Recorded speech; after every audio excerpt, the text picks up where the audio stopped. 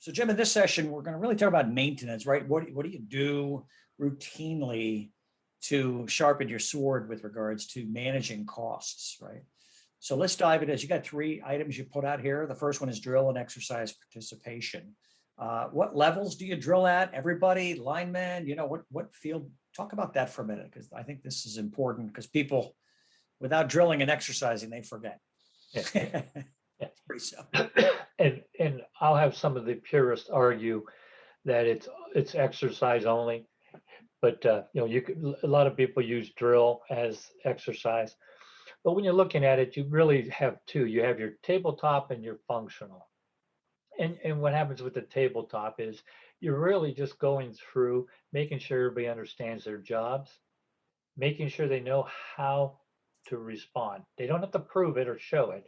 But if someone says, well, I call these 5 people or these 10 people, well, show me their phone numbers. And if they pull up and they got them in a cell phone, that's not enough.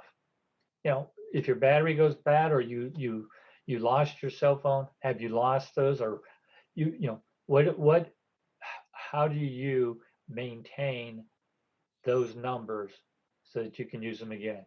So a tabletop is just showing what you have to do. Now, the participants in the tabletop should be, for the most part, the department heads and maybe the next level that reports to the departments, depending how your organization runs. So it's those who manage an event for the most part. If I manage it, then I should come to that tabletop and be able to prove that I can manage what we're talking about. Now, the other one is the functional. And functional is where you really get into detail. And it's now this time, I want you showed me last time on the tabletop those 5 people or 10 people you called. I want you to call at least 3 of them now or during this functional so that you can prove to me that you've called them, they've responded, and then you may throw a chaos or some type of question there that says, you know what? None of them responded. What's your next step? Who are you going to call? So when you do the functional, you want to really bring it down into the level of those who now start to become more beyond strategic, but also tactical. You don't call the line crews. The line crews, they do it daily. They respond. There's no need to. Now you may call a service center manager or supervisor and just say, hey, we're going to need you to get your resources. And this is a functional, but we need to have your resources come in tomorrow at 6 a.m. ready to move out and head to such and such location. Understanding that, making sure that they know what to do, he or she knows that they have someone that they can turn to make sure everybody gets that information. Or when the crews come in for that day, just say, hey, everybody, tomorrow you come in packed. You have to be here 6 o'clock. You're going to be gone for 5 days.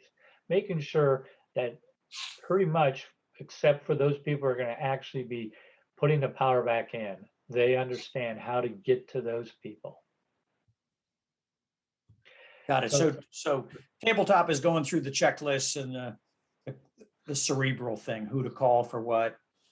Functional, you're actually going to do that. Correct. You're going to call those people. You're going to mobilize those resources. Very good. And Jim, you're saying most of this is going to be management? In the tabletop, it should be the strategic management people. Got it. And then as you go into functional, you're going to go down a little more into tactical. You're going to get some of the people who now maybe are receiving a phone call and they have to call to arms and get the troops around it. Got it. Nice. So network and trust building, and all 3 of these we could probably apply to everything, all the different sessions here that we're providing you through the All Hazard Consortium. But when you talk about network and trust building, you've got to get a good response and to make sure you understand and communicate well. You don't call someone for the first time and say, come on out and help me. You've got to build a network with them. That's why in the regional mutual assistance groups,